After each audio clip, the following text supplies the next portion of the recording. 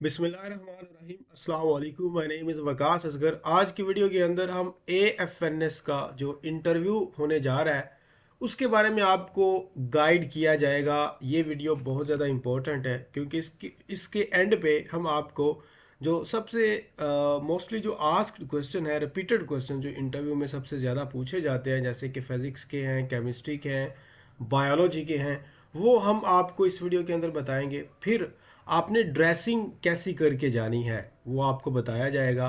इसके अलावा जो सिटिंग पोस्चर है आपका वो बताया जाएगा। एक एक चीज़ इंशाल्लाह इस वीडियो के अंदर हम आपको गाइड करेंगे। पहली बात यह है कि जी कौन कौन से सेंटर्स के अंदर जो इंटरव्यूज़ होते हैं एएफएनएस के वो कहाँ पे होते हैं। तो आपने जब फॉर्म फिल किया था तो आपने ये कुछ जो यहाँ पर मेंशन सेंटर्स हैं, रावलपिंडी, लाहौर, मुल्तान, कराची, कोयटा एंड पेशावर, ये हमारे पास आलमोस्ट 6 सेंटर्स बनते हैं। इन 6 सेंटर्स के अंदर आपका इंटरव्यू होता है। अभी जो कराची है वहाँ से भी कॉल्स आना स्टार्ट हो चुकी हैं, पेशावर से भी आ रही हैं और इसी तरह हैदराबाद से भी कॉल्स जो है ना वो स्टार्ट हो चुकी हैं। तो ये ज़्यादातर तो वैसे कराची से ही पहले स्टार्ट की जाती है, लेकिन हरगिज़ ऐसा नहीं है कि हर बार कराची से कॉल स्टार्ट हो और फिर उसके बाद जो है हैदराबाद की तरफ जाए और फिर वो लाहौर और मुल्तान और फिर रावलपिंडी और फिर पेशावर। ऐसा कोई रूल नहीं लिखा हुआ कहीं पर भी। तो ये सेंटर टू सेंटर वेरी करता रहता है हर दफ़ा।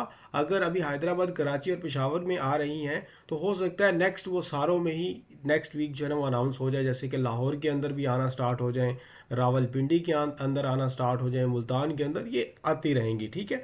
ये अच्छा, आपकी your interview will be held at the same AS&RC that you selected on your biodata form.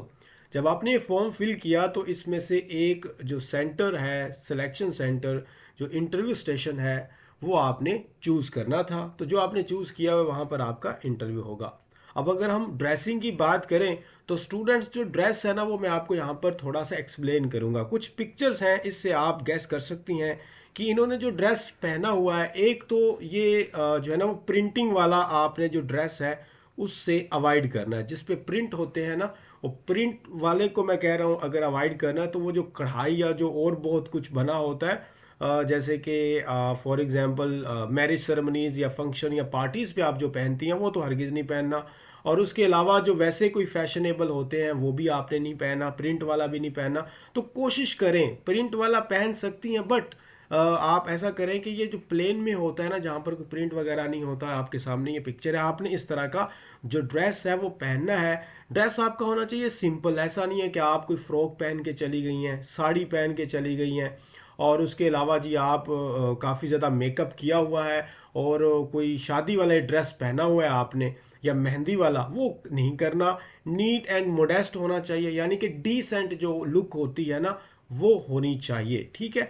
और उसमें जो रिकमेंडेशन के ऑप्शन है वो प्लेन सॉलिड कलर्ड कमीज शलवार जो है वो आप पहन सकती हैं, या अगर दूसरी भी कोई अगर ड्रेस कोड आपको पसंद है तो आप वो भी पहन सकती हैं, जिसमें कोट वगैरह भी आ जाता है ऊपर। वो खैर हम शो कर देंगे। Black, navy blue, white, grey, और ये आपका कुछ ऑप्शंस हैं, इनमें से आप कोई चूज़ कर सकती हैं। वाइट अच्छा लगता है, या वैसे भी प्लेन में वैसे कोई भी कलर जो है वो जो ज़्यादा शौक ना हो वो आप पहन सकती हैं। Avoid bright or the flashy prints, prints की मैं पहले बात कर चुका हूँ।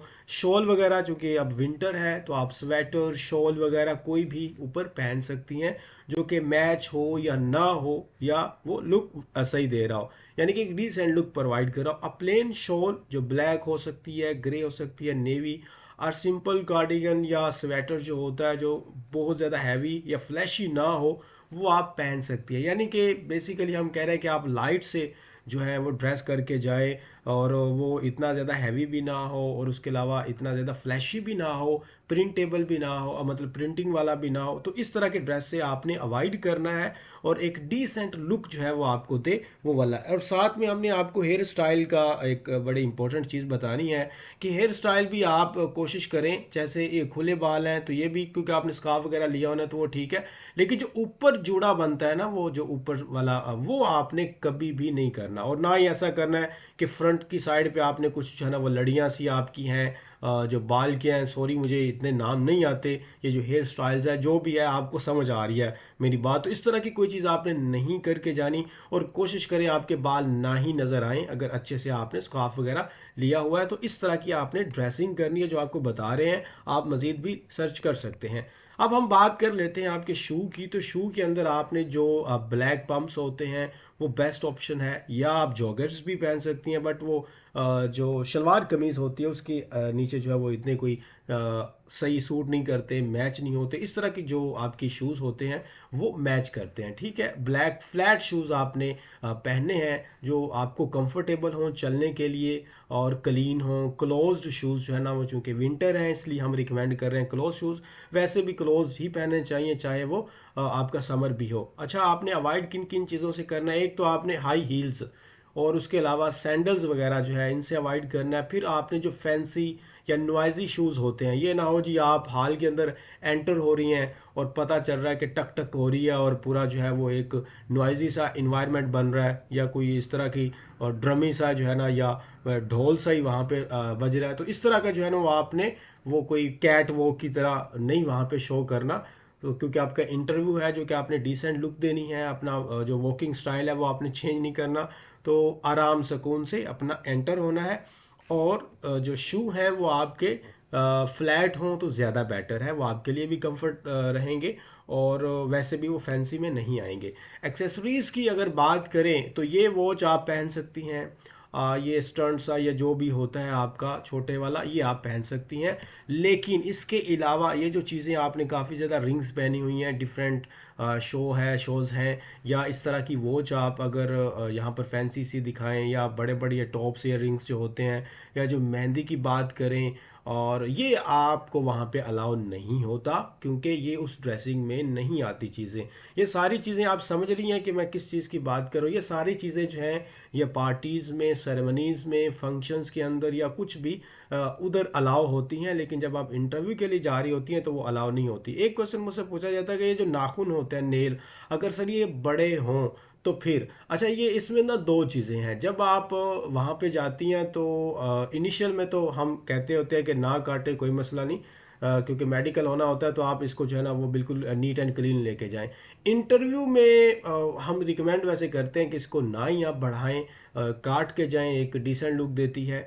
लेकिन अगर आप इस तरह चले भी जाएं, नीट एंड क्लीन हो, ऊपर कोई पॉलिश वगैरह ना लगी हो, किसी किस्म की आपने कोई ऐसी चीज़ ना लगाई हो, मज़ीद मेहंदी ना जो है ना वो लगाई हो, तो ठीक है, इट्स ओके, आप कर सकती हैं। बट उसके बाद फिर ये अलाउ नहीं होता। अगर हम बात करें, यहाँ पर स्टूडेंट्स पूछते हैं कि सर हिजाब वगैरह, तो जी बिल्कुल आप कर सकती हैं, लेकिन इसमें स्कार्फ या हिजाब जो होता है उसमें हम आपको कुछ मशवरा दे रहे हैं, सुजेशन दे रहे हैं कि प्लेन ब्लैक है, वाइट है, नेवी स्कार्फ है, या आप कोई और कलर भी पहन सकती हैं। मैं आपको ये नहीं कह रहा कि आपने जस्ट ये पहनने, आप और कोई कलर भी पहन सकती हैं। बट कौन से नहीं पहनने आपने, ये जो आपके सामने है, जैसे कि ये पिंक है या वाइट है, देखें कलर का इशू नहीं है, इशू है जो उसके ऊपर एक डिज़ाइन सा बना हुआ है, उससे आपने अवॉइड करना है। वही बात हम बार बार रिपीट कर रहे हैं। तो आपने जो चीज़ भी पहननी है ना वो बड़ी सिंपल सी और जो है वो डिसेंट सी पहन के जानी है। और इस तरह की जो है ना वो चीज़ें आपने नहीं करनी।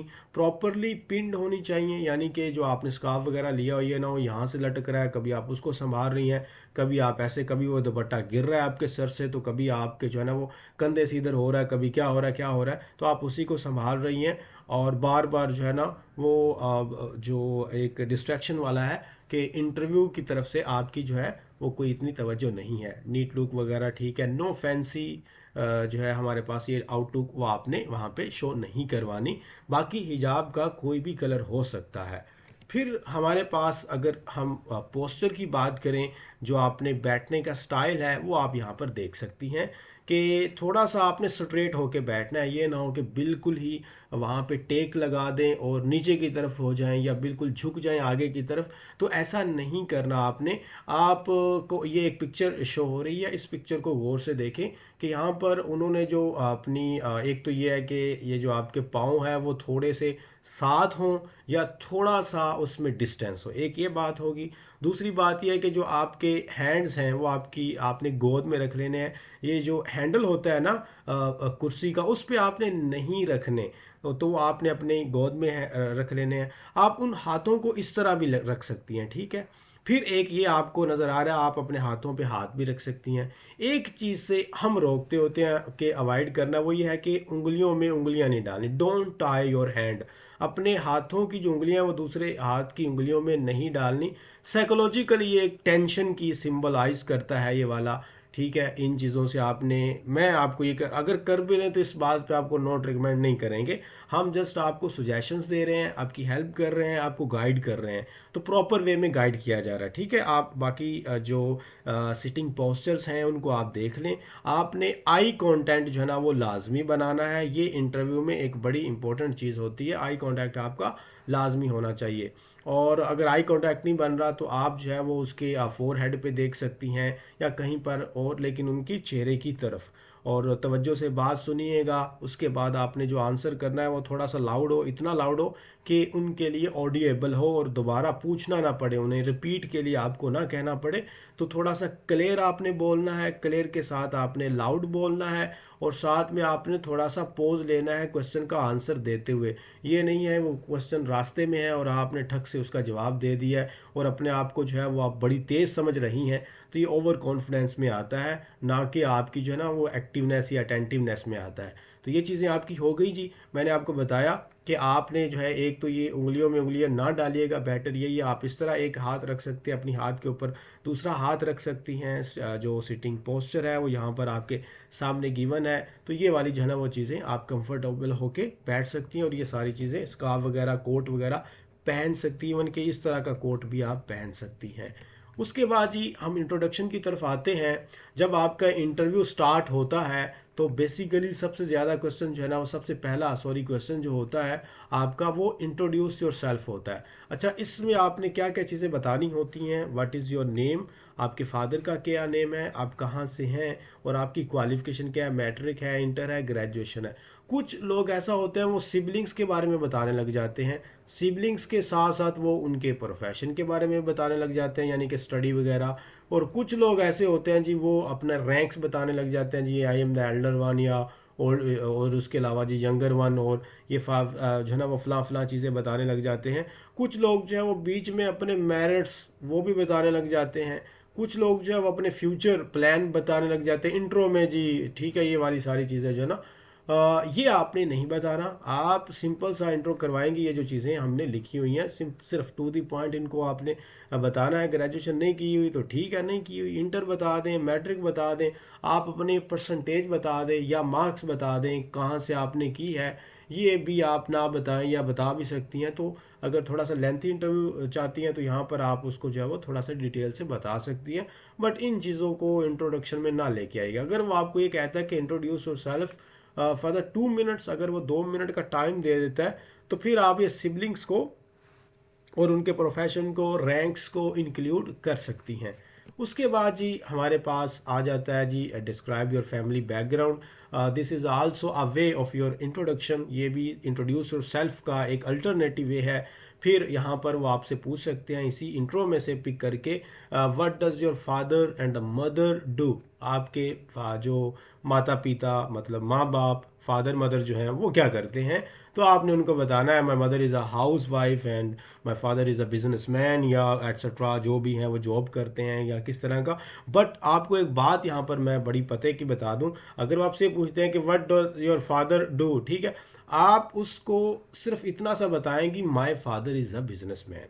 अगर वो आपसे नेक्स्ट क्वेश्चन करते हैं कि वो कौन सा बिजनेस करते हैं तो आप उनको बता सकती हैं जी पोल्ट्री का बिजनेस है, ट्रेडिंग करते हैं, या उनका कोई और मर्चेंट्स का काम है, तो वो आप बाद में एक्सप्लेन करेंगी। फिर वो आपसे जो है ना वो आप पूछ सकता है कि वो फादर का अगर बिजनेस है तो वो घर रहते हैं या कहाँ पे वो क्वेश्चन करें तो आपने रिप्लाई देना। ये ना हो कि जी आप अपने फादर का इंट्रोडक्शन करवा रही हैं, उनके प्रोफेशन या जो वो क्या करते हैं वो आप बता रही हैं जी मेरे फादर का जो है ना बिजनेस है, वो हफ्ते में 2 दिन इस्लामाबाद के लिए जाते हैं और उसके बाद वो इतना अर्न करते हैं, ये है वो है, वो 5 टाइम्स जो है ना वो 5 वक्त की नमाज पढ़ते हैं। इस तरह किसी भी चीज़ को एक्सटेंड नहीं करना। नहीं तो काउंटर क्वेश्चन जो होता है ना, मेन चीज़ ये है कि आपने ज़्यादा काउंटर क्वेश्चन से बचें। काउंटर क्वेश्चन तब होता है जब आपका एक जो आंसर है वो बहुत लेंथी है, तो आप क्या होंगी, वो जो काउंटर क्वेश्चन मीन ये होता है कि फॉर एग्जांपल वो आपसे कोई क्वेश्चन करता है और आप उसका रिप्लाई लेंथी देती है, वो आपके रिप्लाई से पकड़ के एक और क्वेश्चन कर देता है, तो उसको काउंटर क्वेश्चन करते हैं।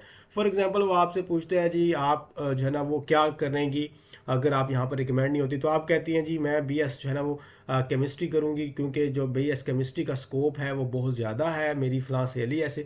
तो उसी में से देखा जी बताए पूछेगा जी कहाँ को किसने आपको बताया कि इसमें स्कोप है, को कहाँ कहाँ पे स्कोप है, पाकिस्तान में तो ये हो रहा है। तो फिर इतना लेंथी आपने इन चीज़ों को नहीं लेके जाना।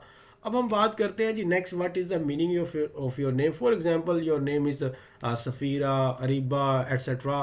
तो आपका जो नेम का मीनिंग है वो आपको इंग्लिश के अंदर जो है वो आना चाहिए। आपका अपना नेम और आपके जो फादर हैं, मदर हैं, जो सिबलिंग्स हैं, उनमें से किसी का भी नेम वो पूछ सकता है, तो उसका इंग्लिश में, अगर इंग्लिश में नहीं आ रहा तो उर्दू में भी बता दें, कोई इतना इशू नहीं है इस चीज़ में।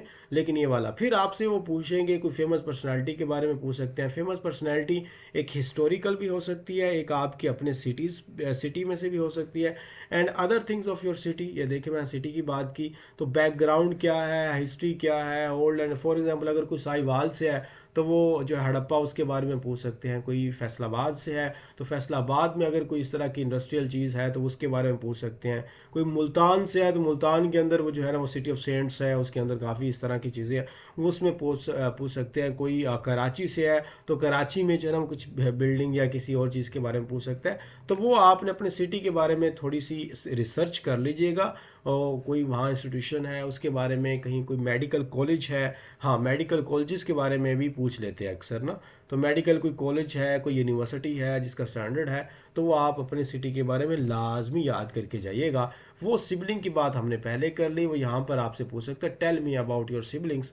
तो आपने उनके स्टडी बतानी है या कोई प्रोफेशन है वो बताना है। रैंक से मुराद होता है कि वो आपसे छोटा है, या फॉर एग्जांपल आप सबसे बड़ी हैं तो आप एल्डर लिखेंगे अपने लिए, ठीक है। उसके बाद जो सेकंड नंबर पर है, फिर जो थर्ड नंबर पर है, वो सिबलिंग में ब्रदर और सिस्टर सारे आ जाते हैं। इसमें स्टेप भी आ जाते हैं, यानी कि जो आपके सौतेले जो है ना ब्रदर एंड सिस्टर होते हैं, टोटल ये आपके ये एक सिबलिंग्स के अंदर आते हैं।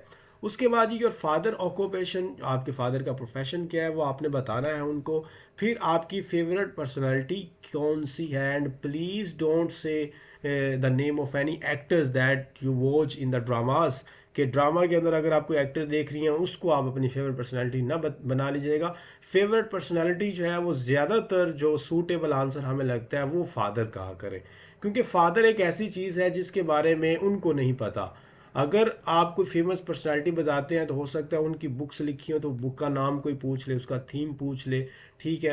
हो सकता है जी जो आप फेमस पर्सनालिटी पूछ रही है उनके date of birth, date of death पूछ ले, उनकी कोई और चीज़ फेमस पूछ ले, कोई ऐसी चीज़ें हो सकता है। वो पॉलिटिकल जो है ना पर्सन हो सकता है, वो कोई पोइट हो सकता है, उसके बारे में आपको फुल नॉलेज नहीं होगा। But about your father you are the only person who knows well about her father. वो आप अकेली हैं जो अपने फादर के बारे में जानती हैं, तो इसलिए आप इसको एलेबोरेट भी कर देंगे और एक अच्छी चीज़ है। तो इसलिए किसी एक्टर वगैरह का नाम ना लीजिएगा, और ना ही कोई पॉलिटिकल पार्टी। ये जो गर्ल्स होती हैं वो मैंने देखा वो इमरान खान का नाम ले रही होती हैं जी, वो मेरा फेवरेट। तो आपने भी किसी जो है ना किसी जो नवाज शरीफ है, इमरान खान है, जो हमारे पॉलिटिकल एजेंडाज हैं, इनकी तरफ आपने टिल्ट नहीं होना। आपने इन चीज़ों से निकलें। और मैं तो ये सजेस्ट करूँगा फादर अगर नहीं है तो आप कोई भी अपना फेवरेट पर्सनालिटी जो है वो कह सकती हैं। उसके बाद ही आपसे आपकी हॉबी के बारे में क्वेश्चन किए जाते हैं। This is very very important question, very very important question. और ये जो है ना वो बड़ा आप यूँ कह लें अप्रिशिएट किया जाता है उन तमाम स्टूडेंट्स को जिनके हॉबीज़ बड़े बड़े अच्छे होते हैं, या वो अपनी हॉबीज़ को जो है वो बड़ा टैकल करती हैं अच्छे से। फॉर एग्जांपल आपकी हॉबी क्या हो सकती है? आपकी हॉबी हो सकती है कुकिंग, तो आप अपनी हॉबी में कुकिंग लिख लीजिए, ठीक है। और अगर आपकी हॉबी में स्टिचिंग है तो आप अपनी हॉबी में स्टिचिंग लिख दीजिए। अगर आपकी हॉबी में जो ना स्केचिंग है तो आप उसमें स्केचिंग लिख दीजिए। अगर आपकी हॉबी के अंदर कोई और आप डिज़ाइन करती हैं, कोई कैलीग्राफी करती है, या उसमें कोई पेपर क्राफ्टिंग आपका है डिज़ाइन में, तो वो सारे कुछ ही आ जाते हैं। कैलीग्राफी आ जाती है, ग्राफिक डिज़ाइनिंग आ जाती है, पेपर क्राफ्टिंग है, और उसके अलावा जी आपकी कोई भी हो सकती है जी हॉबी। लेकिन एक और बड़ी हॉबी जो है ना स्टूडेंट्स बताती हैं वो होती है बुक रीडिंग आपकी। तो बुक रीडिंग अगर आप हॉबी बता रही हैं तो आपको पता होना चाहिए कि आपको कौन कौन सी जेनर की बुक्स पसंद हैं, जेनर की। और मतलब नॉवेल्स अगर पसंद है तो कौन से नॉवल आपको जो है ना पसंद है, उनकी भी फिर आगे किस्में होती हैं ना, टाइप्स होती हैं। तो आपने लास्ट टाइम कौन सी बुक रीड की थी, उसके ऑथर का नेम क्या था, उसका थीम क्या था, और आपका फेवरेट ऑथर कौन सा है, उस ऑथर की कोई बुक का नेम आपसे पूछ सकते हैं। आप फॉर एग्जांपल आप कहती हैं जी मुझे जो है नॉवेल पसंद है जो क्राइम वगैरह के ऊपर होते हैं वो वाले, तो वो आपसे किसी इस तरह के बड़े फेमस जो नॉवल होते हैं जो क्राइम पे लिखे गए उसके बारे में पूछ सकते हैं। अगर आप कहती हैं कि मुझे जो है वो एक स्टोरीज जो ऐसे कह लें कि रोमांटिक जो स्टोरीज होती हैं, लव स्टोरीज, उसके बारे में आप कहते हैं, तो वो कोई फेमस 3-4 नॉवेल का नाम पूछ सकता है जी ये किसने लिखा है। तो बुक रीडिंग के बारे में अगर आप कह रही हैं तो उसके बारे में आपको पूरा नॉलेज होना चाहिए।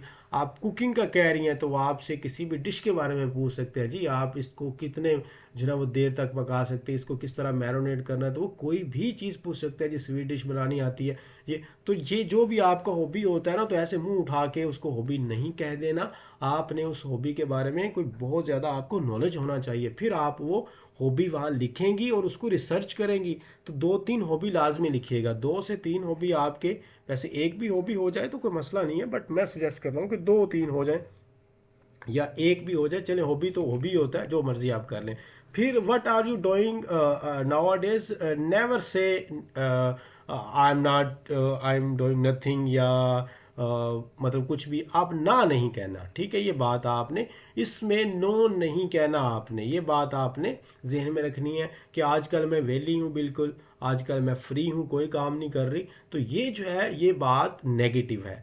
आप अपने कोई भी डिप्लोमा का नाम ले लें, एजुकेशन के रिलेटेड ले लें, और अगर कोई और बहाना नहीं मिल रहा तो आप कह लें जी मैं एएफएनएस की प्रेपरेशन करती रही हूँ। एएफएनएस की प्रेपरेशन में मैं क्या करती रही हूँ, मैं अपनी एफएससी की बुक्स को रिपीट करती रही हूँ, मैं वेली नहीं बैठी। ऐसा नहीं करना जी सर आजकल मैंने ड्रामा एक शुरू किया हुआ है, और मैंने एक सीज़न शुरू किया हुआ है, उसकी इतनी जो है वो हमारे पास एपिसोड हो चुकी हैं और मैं वेट कर रही हूँ, आपने सर देखा है। तो ऐसी बातें नहीं करनी, कोई ड्रामा, सीज़न, मूवीज़ या कोई और चीज़।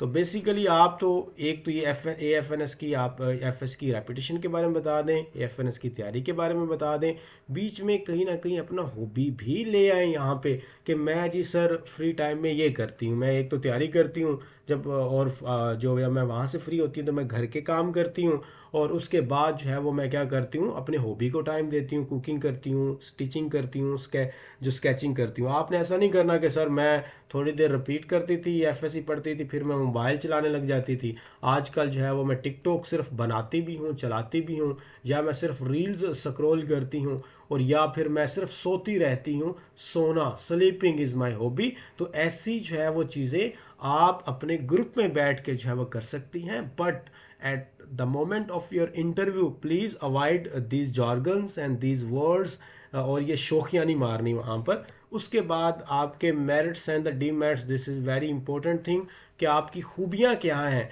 और खामियां क्या हैं, ठीक है, ये आपने वहाँ पे बताना है। अब इस पे थोड़ी सी बात कर लेते हैं। ये 3 तरह से पूछा जाता है, तीनों का सेम ही एक क्रक्स है कि अगर आपसे वो पूछता है कि मेरिट्स और डीमेरिट्स ऑफ योर फ्रेंड, इसका मतलब ये है, ये नहीं है कि आपका फ्रेंड तो बहुत बुरी है आपकी फ्रेंड और आप बड़ी अच्छी हैं, तो ऐसा नहीं करना वहाँ पे। बेसिकली वो आपसे आपकी फ्रेंड का बस नाम ले रहा है, वो पूछ आपके बारे में ही रहा है, क्योंकि फ्रेंड्स अपने जैसी ही होती हैं ऑलमोस्ट।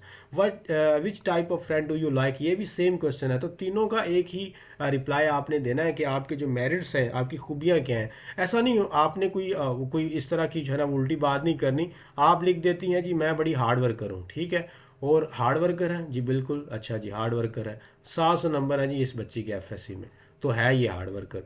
तो ऐसी चीज़ होनी है जो कि आपकी अचीवमेंट या जो भी चीज़ है वो आपके वहाँ पर दिखा रही हो। अगर आपके कोई 900 प्लस हैं, कोई अच्छे मार्क्स हैं, तो आप कहते हैं जी मैं हार्ड वर्कर हूँ, ठीक है।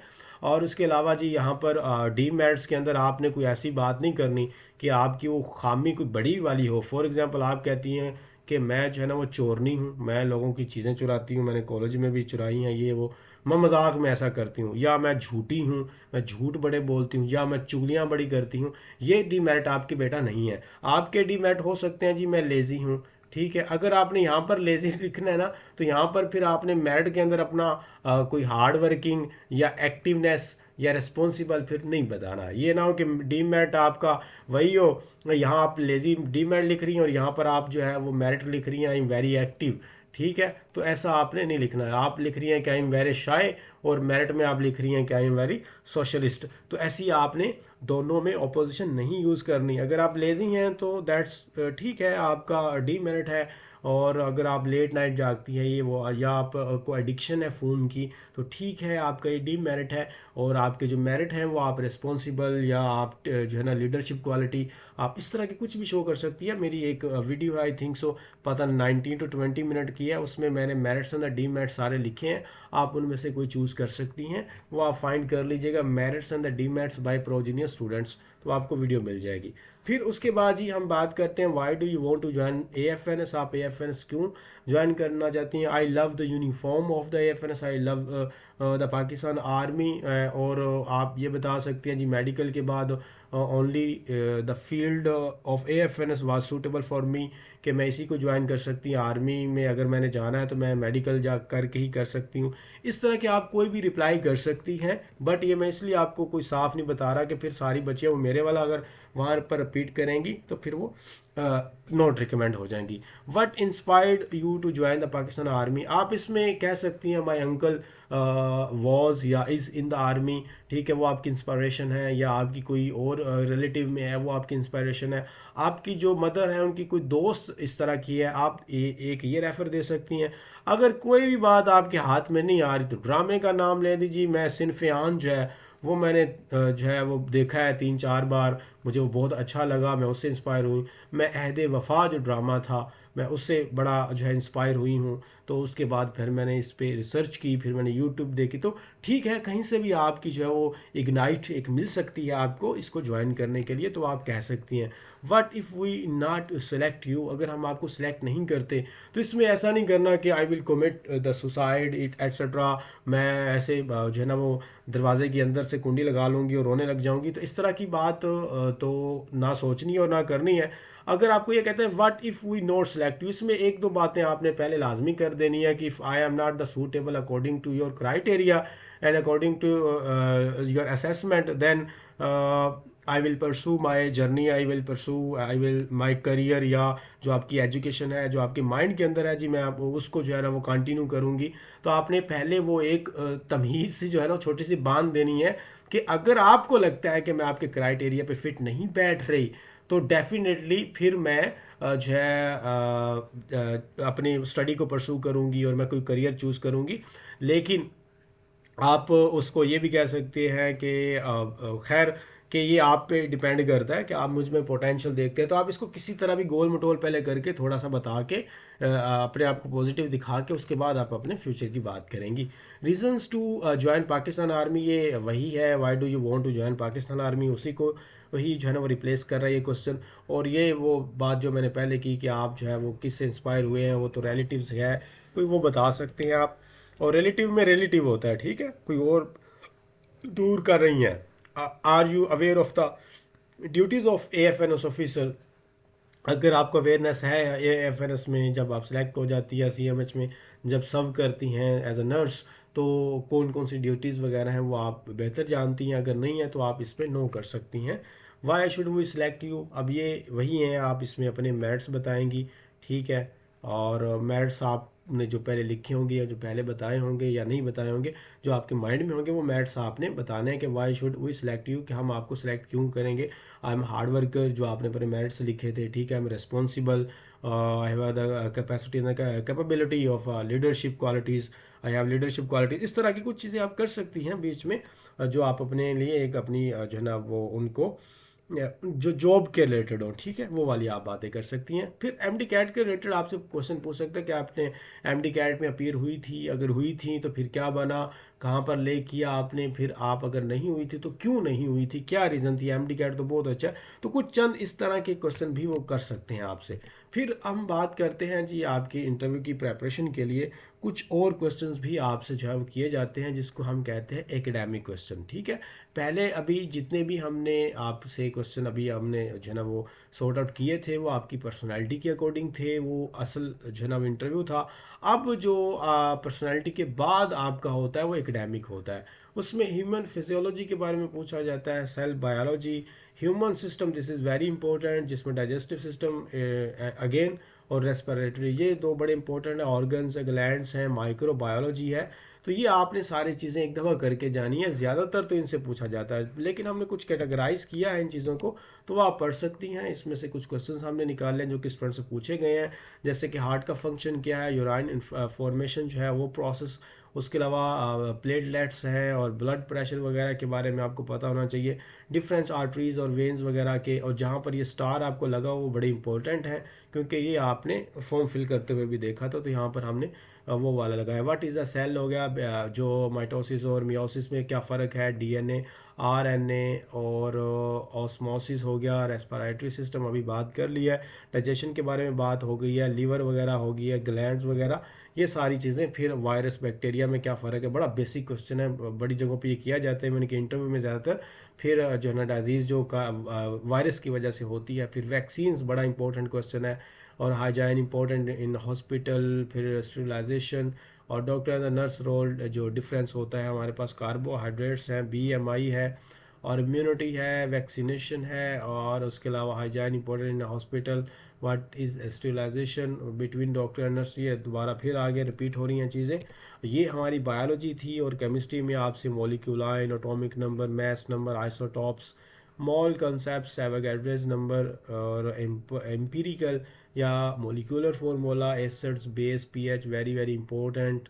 हर बार कोई ना कोई एक आध क्वेश्चन ज़्यादातर इसी में से पूछा जाता है, और केमिकल फार्मूलाज वगैरह वो आपसे पूछे जाते हैं। सबसे ज़्यादा जो क्वेश्चन किया जाता है वो आपका बायोलॉजी की तरफ से होता है, सबसे ज़्यादा वैसे ये होता है। बस ये फिजिक्स केमिस्ट्री के कभी पूछते हैं, कभी नहीं भी पूछते, ठीक है। बाकी physics, speed, velocity, acceleration, difference between speed and velocity, uniform, non uniform जो मोशन है, फिर आपके न्यूटन वगैरह के बाकी लॉज हैं, टाइप्स ऑफ फोर्सेस है, friction, normal, gravitational, health and temperature difference. अब इसमें आपने डेफिनेशंस करनी है, डिफरेंसेस करने हैं, फॉर्मूलाज करने हैं जो जो इम्पोर्टेंट हैं। तो ये जी आपकी कुछ चीज़ें थी जो कि पहले स्टूडेंट से इन तरह की चीज़ें पूछी गई हैं, जो कि हमने एज अ डेमो आपके सामने यहाँ डिस्प्ले की हैं।